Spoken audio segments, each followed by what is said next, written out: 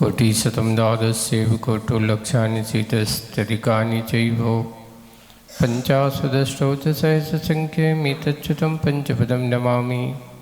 हरिहन्त्यवासि यत्तं गणहरदेवीं गन्तीयं सम्मं प्रणमामि भक्तियुक्तो सुज्ञानमो वयं शिरसा भिक्षां वन्ते श्रुतभक्तिकाौ सद्गो कौतसालुचिम् अंगो वंगपैने पाहुडे परियम्मि सत्तपणमामि योग पुबिगय चूलिया चेव्य सत्तत्तु धम्मकहायं क्षणिचकालं पंचमी पूजेमि बंदामि नमंसामि दुःखको कम्मको बोइलाओ सुगई गमनम समाहि वर्णम जिनगुर संपत्ति होय मज्जम नवोत्सव पौर्वाने काचर सौत विलयम पूर्वाचरण किमीन श्रीमदाचार्य भक्ति काव्यसुगम करोमि हम।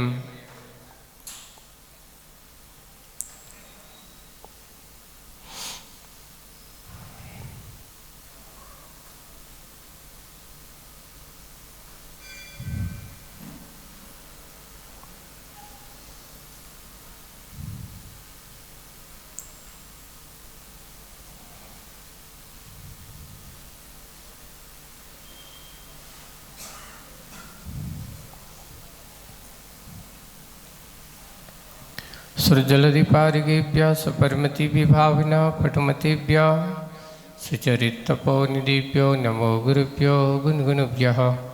छत्तीसगुणसमग्रे पंचविहाचार्यकरण संदर्शे शिष्यानुग्रहे कुशले धम्मार्ये सया वंदे गुरुभक्ति संयमेन तरन्ति संसाय सायरं घोरं छिन्नन्ति अट्टिकम्मं जन्मं मरणं न पावन्ति ये नित्यं व्रतमन्त होम निर्था ध्यानाग्निहोत्राकुला षट्कर्मा वीरतास्तपोदन्दना साधुक्रिया साधवा शीलप्रावरणा गुणप्रहरणा छन्दार्कतेजोदिकः मोक्षद्वारकपाटपाटनवटा पीनन्तु मां साधवा गुरुवा पान्तु नो नित्यं ज्ञानदर्शननायकः चारित्राणो गम्भीरा मोक्षमारुपदेशका इच्छाई बनते आयुर्भक्ति काउ सगो कौतसालुचिम समनान समदस संचरचित्ताणम पंचव्याचानम मारियानम आराधि सुदनानुपदेशानम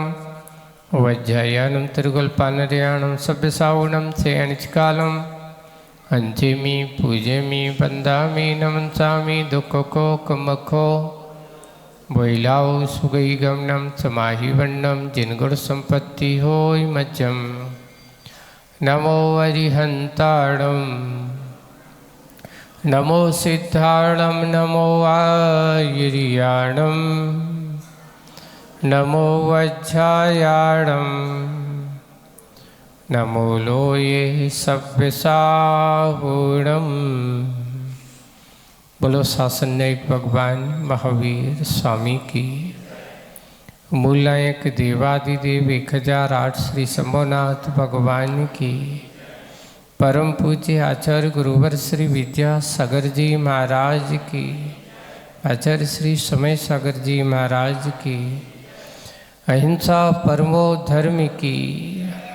पूज्य मुनि श्री 108 अजय सागर जी महाराज की जय। समस्त मुनि संघ की जय।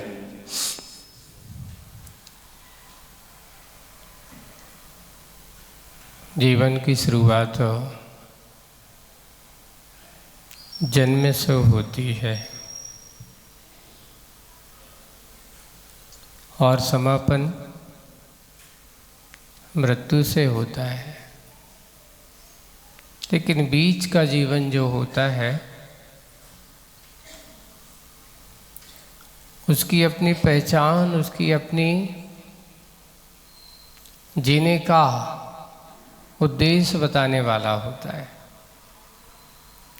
ये बीच का समय आपके लिए बहुत महत्वपूर्ण होता है। आज का दिन जो है नेमिनाथ भगवान को स्मरण अपन कर रहे हैं। नेमिनाथ भगवान का आज का दिन जन्म का दिन है। सबसे पहले कौन सा दिन है?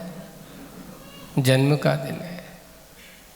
और आज का ही दिन एक सच्ची दिशा निर्धारित करने का दिन भी है, जिसका नाम वैराग्य दिवस भी कहा जाता है, दीक्षा दिवस भी कहा जाता है। आचार्य श्री को आज का दिन बहुत बड़ा पसंद था। आज का दिन कितना बहुत पसंद था उन्हें। आज के दिन आचार्य श्री ने सबसे पहले कुंडलपुर में दीक्षा हुई थी आरिकाओं की, प्रशांतमती, पूर्णमती आदि ऐसी करीब करीब 8-9 आरिकाओं की दीक्षा हुई थी।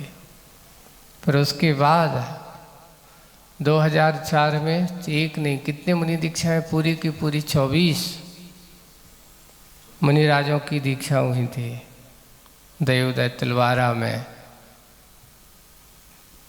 यानी कर्म का सही संयोग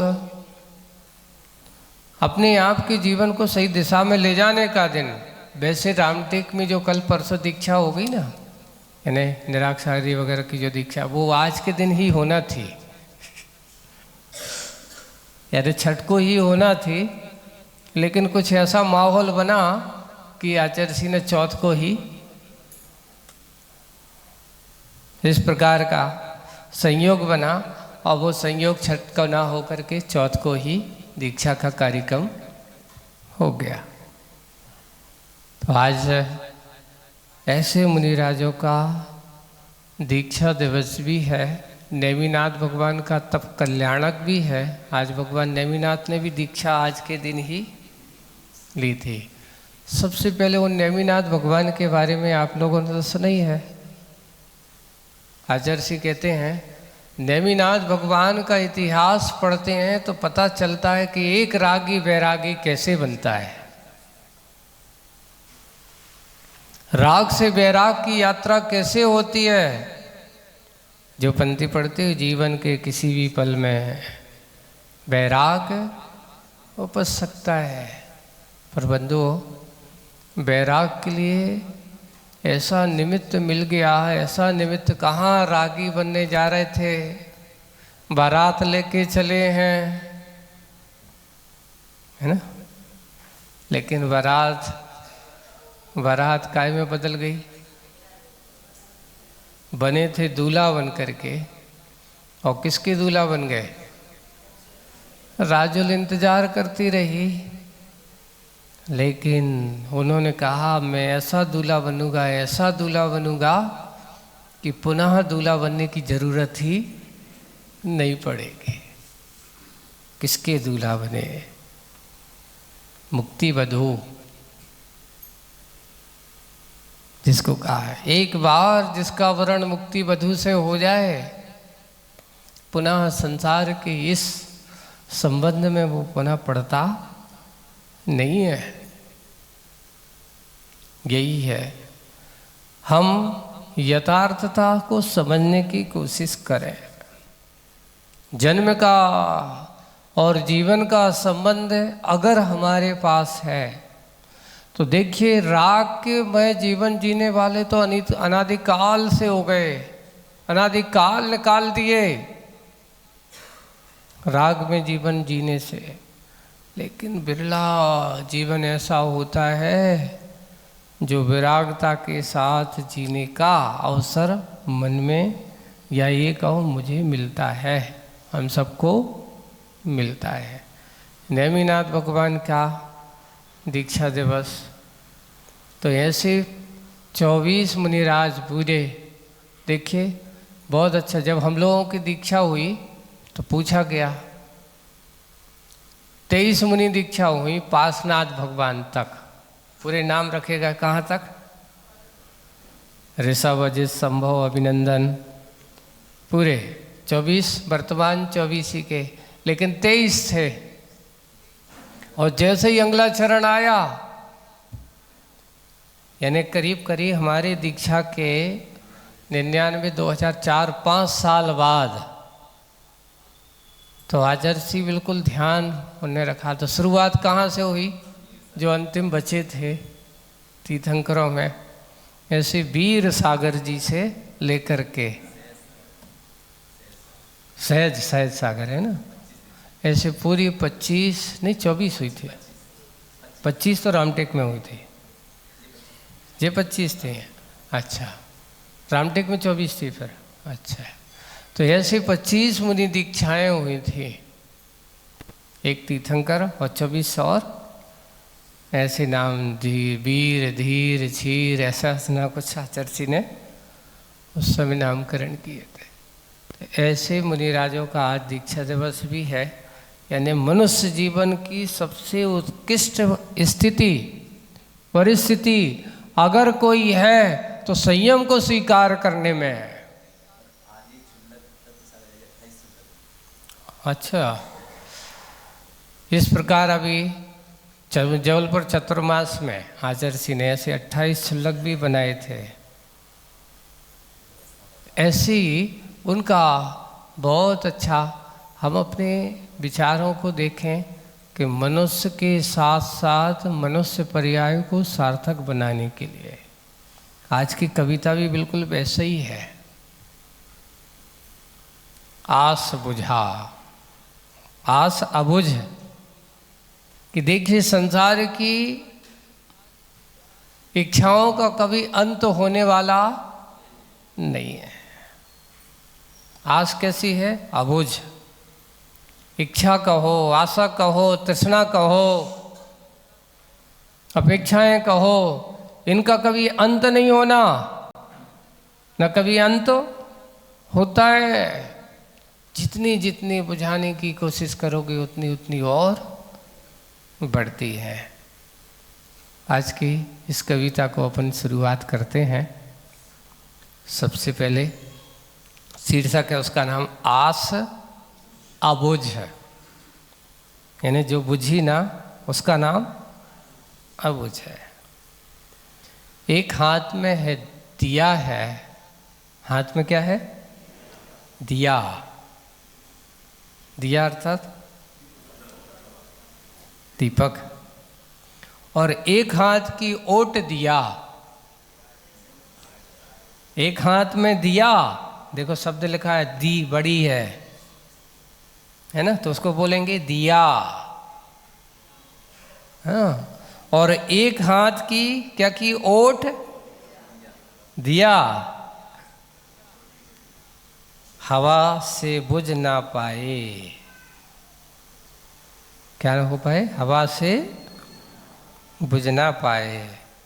अपना श्वास भी, अपना श्वास भी बाधक बना है आज, बाधक बना है आज, टिमटिमाता जीवित है। वो सांस भी ले रहा है, तो दीपक जलाते तो आप आदमी जलाते समय हाथ में लेते तो आदमी अपने क्या करते हैं? श्वास भी जोर से नहीं लेते, नहीं तो उसकी श्वास हवा से कहीं बुझ न जाए। तो वही है, अपना श्वास भी बाधक बना है आज, टिमटिमाता जीवित है। वो टिमटिमा रहा है।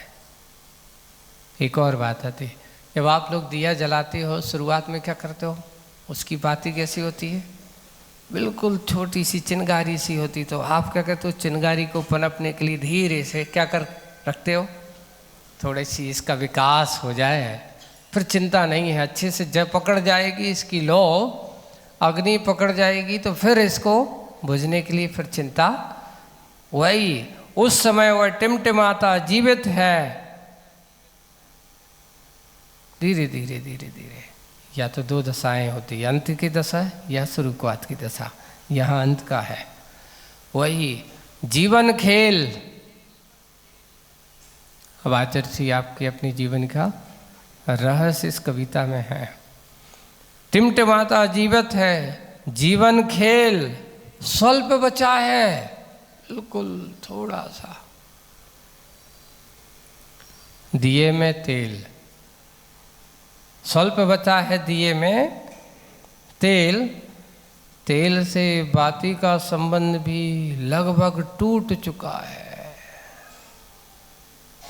तेल से बाती का संबंध लगभग मतलब बना तो हुआ है पर थोड़ा बहुत बचा हुआ है, उससे संबंध टूट चुका है। जलती जलती बाती के मुख पर जम चुका है। जलती जलती बाती के मुख पर जम चुका है कालुस कालिक मैल। श्वास क्षीण है, दास दीन है, किंतु आस अबुझ है। सांसें कैसी हो रही हैं? क्षीण हो रही हैं। आस कैसी है? श्वास क्षीण हो रही हैं। अब दास दीन बना, अब तो क्या करें, अब तो हमारा अंत समय आ गया। रोने धोना चालू हो जाता है। अब क्या करेंगे, अब तो हम मर जाएंगे, ऐसा हुआ है। दास दीन है किंतु आस अभी भी अबुझ। नित नवीन प्रभु दर्शन की कब हो मेल, कब हो मेल। किसको? ऐसा हुआ है, मन में विचार कर रहा है प्रभु के दर्शन, हे भगवान अब मुझे आपके दर्शन होंगे कि नहीं होंगे, पता नहीं, यहाँ से जाऊंगा कौन सी गति में जाऊंगा। कभी ऐसा सोचा आपने? चिंतन किया, ऐसा किया कि मुझे ऐसे पुनः दर्शन मिलेंगे, ऐसे आपकी पूजन करने का अवसर मिलेगा, मुझे ऐसी आपकी पूजन करने का सौभाग्य अगले भाव में मिलेगा, आपके अभिषेक करने का मुझे सौभाग्य मिलेगा। अरे भाई पता नहीं, यहाँ से जाने के बाद अगले भाव में गए भी तो वहाँ पूजन करने का सौभाग्य की भाव जगेंगे कि नहीं। देखिए, जहाँ जिस पर्याय में यह जीव जाता है उस पर्याय की ही स्थिति में, परिस्थिति में यह जीव व्यस्त हो जाता है। इसके परिणाम भी वैसे ही हो जाते हैं। मान लो त्रिंच गति में गया तो त्रिंच गति के संस्कार उसको हो जाते हैं। नरक गति में गया, नरक जैसे हो जाते हैं। देव गति में गया, देव जैसे हो जाते हैं। मनुष्य गति में आया, मनुष्य जैसे परिणाम हो जाते हैं हमेशा। इसलिए ऐसी इच्छाएं उसके पास बनी हुई है। एक सम्यक दृष्टि की इच्छा का वर्णन इस कविता में आज कहा है। हे भगवान अब मुझे पुनः आपके दर्शन होंगे कि नहीं। एक सम्यक दृष्टि की भावना है कि हे भगवान मुझे यह जीवन मिला, मैंने अपने जीवन काल में आपकी क्या किया? पूजन की, भक्ति की। पुनः आगे ऐसा सेवा करने का मुझे अवसर मिलेगा कि नहीं मिलेगा? मुझे ऐसी सौभाग्य कब मिलेगा? हे भगवान, आचार्य श्री की एक विशेषता होती थी और एक सम्यक दृष्टि की भावनाएं ऐसी होती हैं। हम लोगों से बार बार कहते थे और सब लोगों को ऐसी भावना करो। समाधि भक्ति की वो पंक्ति हमेशा गुनगुनाते, दर्शन करते और एक ही पंक्ति, आवाल्या जिन देव देव भवता। ऐसी पंक्ति को, हे भगवान मुझे इस भाव में नहीं, कब तक? यावन निर्वाण संप्राप्ति, जब तक मुझे निर्वाण सुख की प्राप्ति ना हो जाए तब तक मुझे ऐसे ही भगवान आपकी सेवा दर्शन करने का क्या मिले? दर्शन, पूजन, आपका नाम स्मरण। तो नाम है कुंठो से कुंठो मम, मेरा ये कंठ, मेरा ये गला अगर बंद हो तो आपका नाम लेते लेते ही बंद हो। मेरे इस गले में अगर किसी की आवाज, किसी का नाम लिख ले तो किसका नाम लिख ले? तो नामापित वर्ण वर्ण पितनौ कुंठो से कुंठो मम। हे भगवान, आपका नाम से ही मेरा सारा काम होता है। मुझे और दूसरों के नाम की जरूरत नहीं है। मुझे तो आपके नाम मेरे इस कंठ पे सदा बना रहे हैं, ऐसा सम्यक दृष्टि सोचा करता है। वही कि श्वासें बिल्कुल कैसी हो गई हैं? क्षीण हो चुकी हैं। दास दीन है, कालुस बिल्कुल जल जल करके राह बाती होती, जब जल जाती है तो वो उसकी कालिक कहाँ? दिए के ऊपर चिपक जाती है। श्वास क्षीण हो चुकी, किंतु आस अबुझ है नित नवीन। हमेशा नए नए नए नए सम्यक दृष्टि की आशा और एक संसारी मोही की आशा में बहुत अंतर है। सम्यक दृष्टि की आशा कैसी होती है? तो सम्यक दृष्टि की आशा होती है कि हे भगवान, मुझे आपके दर्शन हो, मैं आपकी पूजन करूं, मैं निरंतर आपके दर्शन करूं, गुरु महाराज की शरण सन्निधि में बैठ करके कुछ अपना आत्म कल्याण का अभाव करूं। ये सम्यक दृष्टि की भावना होती है। और संसारी मोही आत्मा की भावना क्या होती है? मेरा काम हो जाए, मुझे ऐसा मिल जाए, मेरी ये इच्छा पूरी हो जाए। वो संसार की इच्छाओं को पूरी करने के लिए निरंतर भावना बहाता रहता है। मरते मरते भी वो सोचता है कि मेरी ये भावना पूरी कब होगी, मेरी ये भावना कब होगी। और कभी कभार इच्छा करते करते भी उनके सामने वो चीज़ उपस्थित है, वो सामने हाथ में दे दो, पर वो इच्छाओं को लिए लिए ही मर जाता है, पर उसकी इच्छाएं कभी पूरी नहीं होती। एक बहुत अच्छी सत्य घटना सुनाते हैं आपको। एक वृद्ध माँ है, बड़ी बुजुर्ग है, कम से कम 90 साल से ऊपर है।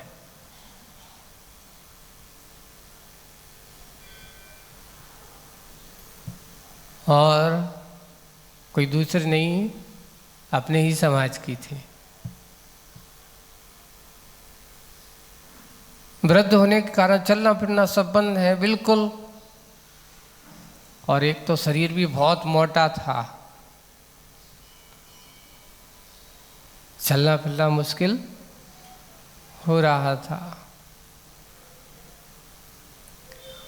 अंतिम समय ऐसी हुई तो परिवार वाले तुम लोगों से क्या पूछते हो, बताओ, जाओ माता राम बताओ, कछु इच्छा तो नहीं है?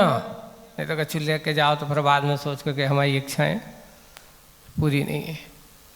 उनसे पूछा तो वो कहते हैं अब क्या करें, बहुत इच्छा तो बहुत है, अब कौन से कहें, वो क्या इच्छा है बता तो दो। उनको भजिया बहुत पसंद थे, है ना? बिल्कुल श्वास से कैसी चल रही है जाने वाली। कछु का बताओ, कहने धीरे से आवाज आई, बोले कि क्या करने, कछु त्याग याग करने? नहीं, त्याग याग नहीं। बोले कि क्या करना है बताओ। कछु घोषणा उसने कछु देना, वो पैसा खूब था उनके पास। कछु कहीं मंदिर अंदर में दान करना है, कछु इच्छा तो बता दो। नहीं वो नहीं, हमारी इच्छा भजिया खाने। बताओ, भजिया खाने। तो उन्होंने सोचा कि अब क्या करें, व्रती तो थे नहीं, सामान्य तो लोग जैसे श्रावक थे, तो उन्होंने लिए और उन्होंने बन के आए, उनके हाथ में दे दिया। हिम्मत नहीं भजिया पकड़ने की भी।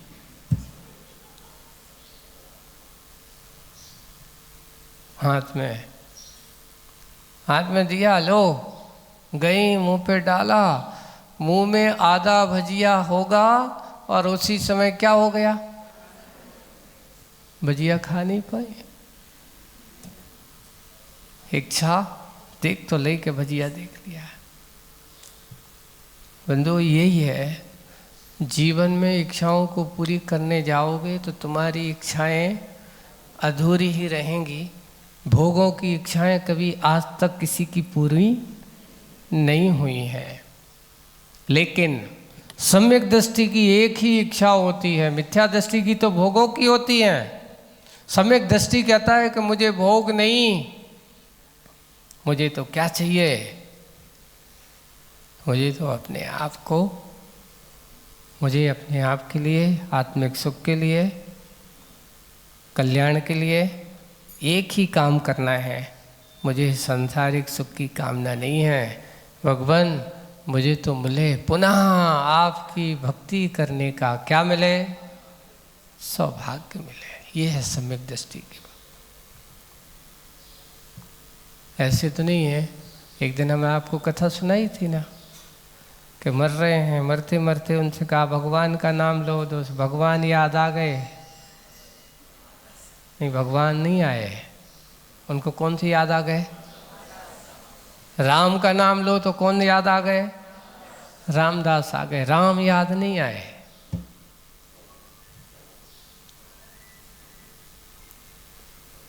ये किसकी दशा है? मोही की।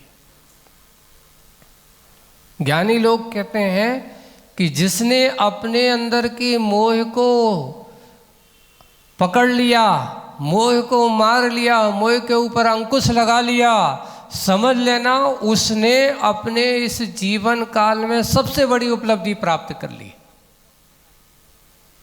बस और कुछ नहीं करना है। इस मोह के ऊपर अपने आप को क्या करना है? एक लोकोक्ति कही जाती है कि हम किसके गुलाम हैं। किसके गुलाम हैं? तो बोले कि हम कर्म के गुलाम हैं कि कर्म तुम्हारा गुलाम है। ज्ञानी कहता है मैं कर्म का गुलाम नहीं हूँ, कर्म मेरा गुलाम है। अज्ञानी क्या कहता है? मुझे ऐसा करना है, मुझे ऐसा करना है, मुझे ऐसा करना है। और ज्ञानी कहता है मुझे कुछ करना नहीं है, मुझे तो सब कुछ करना धरना छोड़ना है। एक छोड़ने के लिए सोचता है और एक करने के लिए सोचा करता है। एक है, वही है। 8 कर्मों में, अपने 8 कर्म है। सबसे ज़्यादा कठिन कर्म कौन सा कर्म है बताओ? कौन सा कर्म है? मोहिनी कर्म। सबसे कमजोर कर्म कौन सा है बताओ? आप कहोगे आप डरपोक। एक कहावत है ना कि थोड़ी धौंस दिखाओ। जैसे कोई 8 व्यक्ति हैं उदाहरण के रूप में, तो उनको अच्छे से अगर सामने से ललकार और अच्छी सी धौंस दिखाई जाए तो उन 8 में से सबसे पहले कौन भागता बताओ? डरपोक। तो अपने यहाँ लिखा है इन 8 कर्मों में सबसे ज़्यादा डरपोक कर्म अगर कोई है तो मोहिनी कर्म है। क्यों? सबसे पहले इन 8 कर्म में कौन से कर्म का नाश होता है? इस मोहिनी कर्म का। बस थोड़ी सी निर्दय बनना पड़ता है, बाहर से नहीं, अंतरंग से। अर्थात बाहर से तो जीवों के सबके प्रति दया भाव रखना। किसी को मार करके मोहिनी कर्म को नाश नहीं किया जा सकता, नहीं, किसी को बचा करके मोहिनी कर्म का नाश किया जा सकता है। क्यों? दया भाव, धर्म भाव के साथ जो जीवन जिएगा वही धर्म को आत्मसात करेगा, वही मोहिनी कर्म का क्षय करेगा। और अगर मोहिनी कर्म की इच्छाओं से साथ जियोगे तो मरते मरते भजिया मुंह में तो रहेगा, पर अंदर जाने वाला नहीं है। इच्छा कभी पूरी होने वाली? इच्छाओं का मरते मरते, इसलिए कहा जाता है अज्ञानी की इच्छा मरते समय और प्रबल होती हैं, पर ज्ञानी की इच्छाएं भी होती हैं, पर उसकी कौन सी इच्छा होती है? भगवान मुझे मरने का गम नहीं है कि मेरा ये शरीर छूट रहा है, नहीं, मुझे इस बात का विकल्प है कि मुझे पुनः ऐसे ही आपके दर्शन पूजन करने का सौभाग्य मिलेगा कि नहीं। जो ऐसे भाव के साथ, ऐसा परिणाम के साथ अपने जीवन का उपसंहार करता है, अरे उसके लिए तो क्या है, भगवान की चरण सन्निधि में उनके पास, उनके समीप रहने का। अभी तो हम स्थापना निक्षेप से भगवान का क्या कर रहे हैं। काश अगर यहाँ से जाकर के विदेश क्षेत्र में वहाँ साक्षात तीर्थंकरों का समागम आज भी मिलता है, आज भी वहाँ पर ऐसे तीर्थंकरों का विहार होता है और ऐसे साक्षात समुसरण वहाँ पर आज भी लगते हैं। ढाई द्वीप से बाहर नहीं है। मनुष्य इस ढाई द्वीप में ही रहता है, मनुष्य लोक में ही रहता है ना। ढाई द्वीप के बाहर मनुष्यों का कोई अस्तित्व नहीं है। ऐसे तो ऐसे मनुष्य क्षेत्र में ही रह करके, पर सीमित क्षेत्र है। तुम सोचते हो कि बहुत बड़ा है, अभी आप लोक के विस्तार को देखोगे, उसको वर्णन करोगे तो इतना है मनुष्य क्षेत्र, उसमें तो मात्र कितना है, थोड़ा सा है, एक अंश मात्र है, कोई ज़्यादा नहीं है। पर आज भी हम अगर अच्छे से भाव जगाएं, पुण्य के भाव बनाएं, कैसे महोत्सव आदि आते हैं। जैसे आज नेमिनाथ भगवान का जन्म तब कल्याणक है, तो आप क्या शिक्षा लेते हो। नेमिनाथ का है, हम आए, भगवान का अर्घ्य चढ़ाया, स्वाहा किया, जय हो नेमिनाथ भगवान की जयकार लगाई, हो गया काम। नहीं, उस समय सोचना चाहिए, हे भगवान आपने भी मेरे जैसा जन्म लिया है और मैंने भी आप जैसा ही, जैसे वो आपको जन्म देने वाली भी एक माता है, मुझे भी जन्म देने वाली भी एक माता है, पिता है। पर भगवान आपका जन्म धन्य है, पर मेरा जीवन कब आएगा, ऐसा क्षण कब आएगा, मेरा जन्म भी आप जैसा क्या हो जाए, धन्य हो जाए। आज नेमिनाथ भगवान का जन्म तप है, तो कल किसका दिन है, बिल्कुल उनके बाद वाले भगवान है ना, पार्श्वनाथ भगवान का। और इस बार का पार्श्वनाथ भगवान का मोक्ष कल्याणक बहुत दिन है। इस बार रविवार का दिन पार्श्वनाथ भगवान का दिन, रवि व्रत का दिन, पार्श्वनाथ की आराधना करने वाले सबसे ज़्यादा भक्त मिलेंगे। अगर देखा जाए, सर्वे किया जाए कि भारत में या इस धरती पर सबसे ज़्यादा प्रतिमा अगर किसी भगवान की है तो कौन से भगवान की है बता। सब क्यों? लोगों ने महाराज ऐसा क्या था, पार्श्वनाथ भगवान का कितना पुण्योदय था, जो भी कहता है हमें तो पार्श्वनाथ भगवान रखना है, हमें तो पार्श्वनाथ भगवान का ये करना है। ऐसे पार्श्वनाथ भगवान का दिन है कल, पार्श्वनाथ निर्माण महोत्सव, रविवार है ना। इस बार बहुत अच्छा पुण्योदय और बहुत अच्छा अवसर है। मैं तो इस बार सोच रहा था कि ये काश अगर अच्छे बड़े स्तर पर होता ना, फिर भी मैंने कहा, सोचा है नहीं, पार्श्वनाथ महोत्सव तो मनाए, ये मत सोचना छोटे नगर में मनाया जाएगा। इस बार तो अपन इतना बड़ा बनाएंगे कि पूरे बागड़ वालों को भी पार्श्वनाथ भगवान से जोड़ने की कोशिश करेंगे।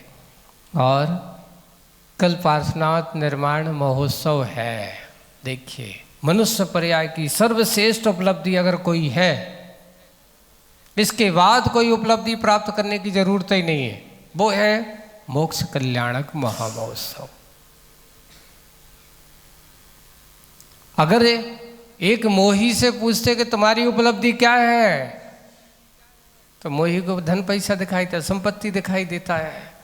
लेकिन एक मोक्ष मार्गी से पूछो कि जीवन की सबसे बड़ी उपलब्धि क्या है, तो वो कहता है जिस दिन तुम्हें संसार से मुक्ति प्राप्त हो जाए, इससे बड़ी दुनिया में कोई दूसरी उपलब्धि, ऐसा उपलब्धियों का दिन है।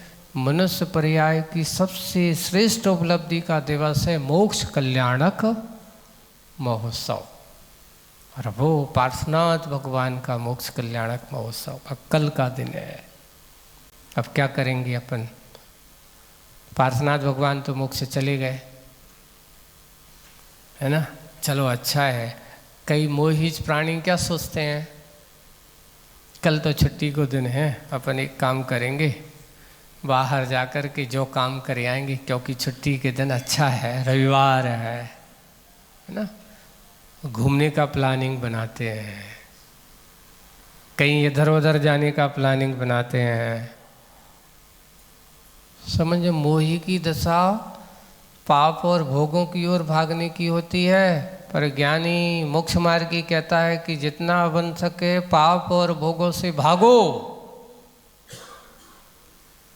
है ना? ज्ञानी मोक्ष मार्गी पाप और परिग्रह इनसे भोगों से भागता है, और अज्ञानी जीव कैसा करता है? उल्टा है, वो पाप परिग्रह भोगों की ओर भागता है। इसलिए हम ज्ञानी का जीवन जी रहे कि अज्ञानी का जीवन जीत रहे हैं, सोचना चाहिए। ये दिवस आपको जागने के दिवस माने जाते हैं। महापुरुषों की ये कल्याणक आदि महोत्सव आदि हैं, ये हमारे जीवन में आते हैं, हमारे सामने हम मनाते हैं। इनको मनाने से उनको कोई फायदा नहीं, लेकिन तुम मनाओगे तो तुम्हारे लिए फायदा अवश्य है, क्योंकि अपने अंदर की मोह रूपी मदिरा को उतारना है। तो जिनने ऐसे महापुरुषों ने उतारी है, उसको उतारने के लिए भक्ति के माध्यम से वह अपने आप को पवित्र बना लेता है, धन्य बना लेता है। ये धन्य बनाने के दिवस हैं। अब ऐसे दिनों में तलवाड़ा वालों, बाहर वाले आ जाएं, ऐसा नहीं कि तुम लोग यहाँ से भाग जाओ। मैं तो कहूँगा कि ऐसे दिन में अगर किसी को कोई जा रहा है तो वो तो बड़ा दुर्भाग्यशाली होगा, जो भगवान का महोत्सव हो रहा हो और घर पे बैठा हो, है ना? यहाँ आने का काम नहीं कर रहा हो, और ऐसे समय पर जाकर के घर में जाकर के कहीं भोजन पानी में लगाओ। तुम सौभाग्यशाली बनना है कि दुर्भाग्यशाली बनना है, बताओ? क्या तो यही है महाराज, आप लोगों को कहने को काम है और हम लोगों को काम सुनने को है। ये मत सोचना मत, अगर कल हमने ऐसे सौभाग्य के दिन दुर्भाग्य का काम किया तो जीवन में तुम कभी सुख शांति का अनुभव प्राप्त कर ही नहीं सकते। इसलिए ऐसे महोत्सवों पर सोना नहीं है। कुछ लोग छुट्टी का दिन है, आराम का दिन है, आराम से क्या करो, सो नहीं। आचार्य जी ने बहुत अच्छा एक व्याख्या की है, नहीं ये समय आराम का नहीं, राम। क्या करना है? आराम नहीं, राम की तरह। राम कौन? अपने आत्म राम। ये दिन हमें अपने आत्माराम को जगाने के लिए है, ये अपने आप को आत्माराम को पाने के लिए हैं।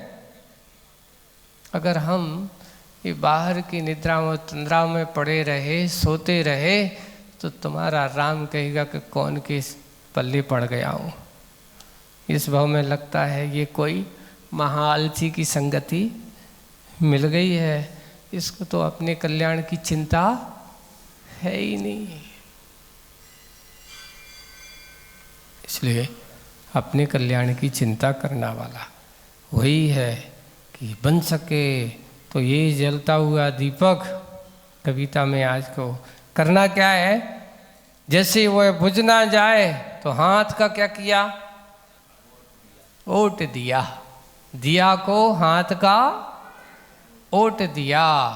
आचार्य श्री यही कहते हैं कि जिसने अपने अंदर संयम का दीपक जला दिया, अब कहीं ये संयम का दीप बुझ ना जाए तो क्या करते हैं, हाथ लगा के रखते हैं, "ए, हवा लगे ना, ये दीपक बुझे ना"। ज्ञानी लोग भी अपने आप को नियम संयम से बांध करके रखते हैं।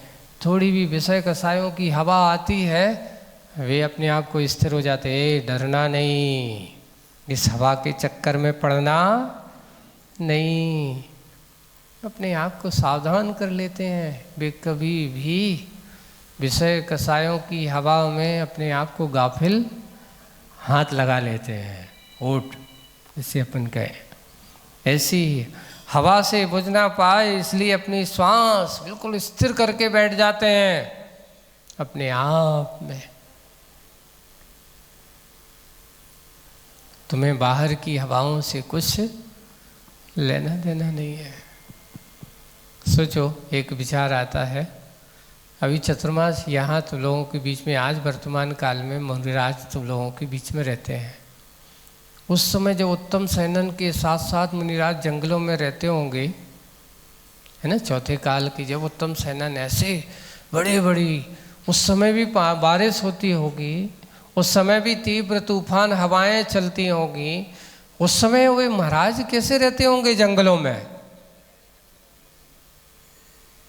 बस यही सोचते थे कि देख, तुम्हें अपने संयम को सुरक्षा करना है तो वे मुनिराज तो, और ऐसा समय जब आता था फिर खुद खड़े हैं पूरे 4 महीना, चलना दो, बारिश हो रहे हैं, पूरे 4 महीने एक पेड़ के नीचे खड़े खड़े पूरा चतुर्मास निकाल देते हैं।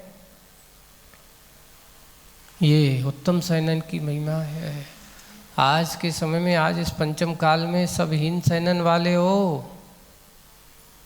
आज तुम्हारे पास इतना सेनन नहीं है। यही कारण है कि आज तुम इस भाव से मोक्ष नहीं जा सकते हो, क्योंकि आज हीन सेनन के साथ आदमी की बुद्धि स्थिर नहीं हो सकती।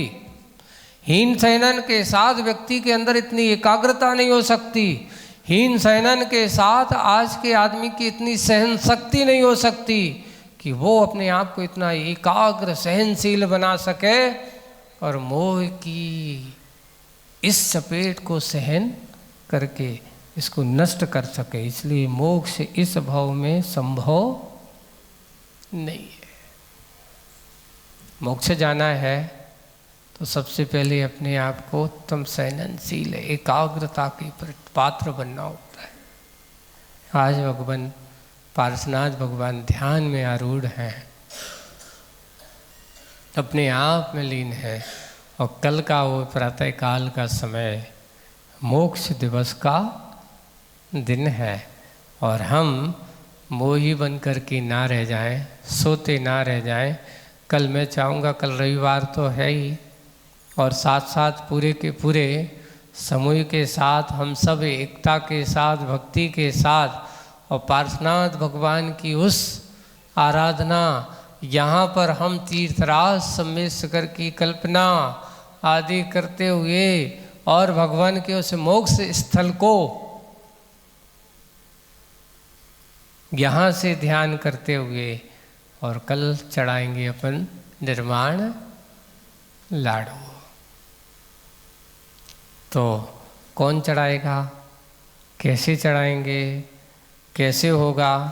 तो बंधु इतना है, मोही बन कर के नहीं, निर्मोही बन कर के आना।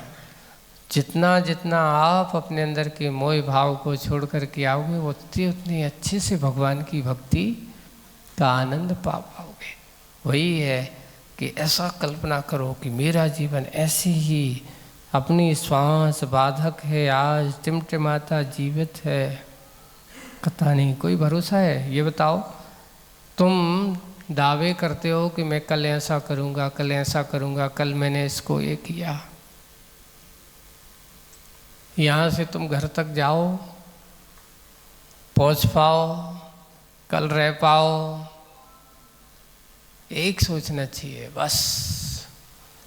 एक बार बहुत अच्छा चिंतन आचार्य जी का, महाराज हम लोग भगवान के पास आते हैं, भगवान भक्ति करते हैं, सब कुछ करते हैं,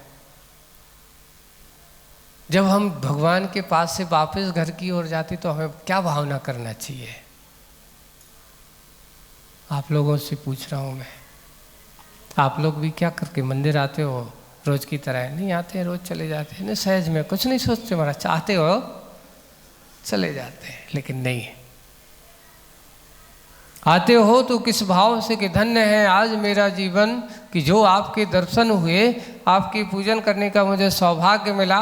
अब मैं जा रहा हूँ, क्यों? गृहस्थी हूँ, संसारी जीव हूँ भगवान, दुनिया के काम से बंधा हूँ, मुझे वापस है, लेकिन मैं एक भावना लेके जा रहा हूँ कि भगवान वो क्षण वो घड़ी कब पुनः मेरी आज नहीं अगला पल मुझे आपकी पुनः जाते जाते ऐसे भाव करना, मुझे शीघ्र बुलाना, मुझे शीघ्र दर्शन करने के भाव जगाना। कल जाओगे सो कर के उठ पाओगे कि नहीं उठ पाओगे? जीवन की श्वास कहीं बुझ ना जाए, है ना? अगर बुझ गई तो पुनः आपके दर्शन अगले भाव में हो पाएंगे, और नहीं बुझी तो भगवान सुबह मुझे पुनः आपकी ऐसे ही भक्ति पूजन करने का सौभाग्य हमें मिले। ऐसे भाव से सोना। सोते समय थोड़ा सा चिंतन कर लेना चाहिए। ये चिंता करके नहीं सोना चाहिए कि कल दुकान के काम करना है, ये करना है, वो करना है। जितनी चिंताएं आप इसकी करके सोते हो ना, फिर रात में क्या होता है? नींद नहीं आती। और ऐसा चिंतन करके सो, मैं सब छोड़ रहा हूँ, हे भगवान कल मुझे आपकी पूजा करना है। आज से सुने कल पार्श्वनाथ निर्वाण महोत्सव है, कल मुझे लाडू चढ़ाना है, मुझे ऐसी निद्रा ना आए कि मैं सो कर के जाग ना पाऊँ, मुझे आपकी भक्ति करना है। ऐसे भाव करके सोना तो आप देखना, अगर आपकी सोच से टिमटिमाती भी होंगी तो उनमें भी थोड़ी सी क्या आ जाएगी, क्योंकि इसकी भावना अच्छी है तो सांसों में भी जान आ जाती है। मरते मरते व्यक्ति भी भगवान के नाम से उनके अंदर भी एक तेज, एक ज्योत्सना आ जाती है। उनके नाम की एक बहुत बड़ी विशेषता होती है।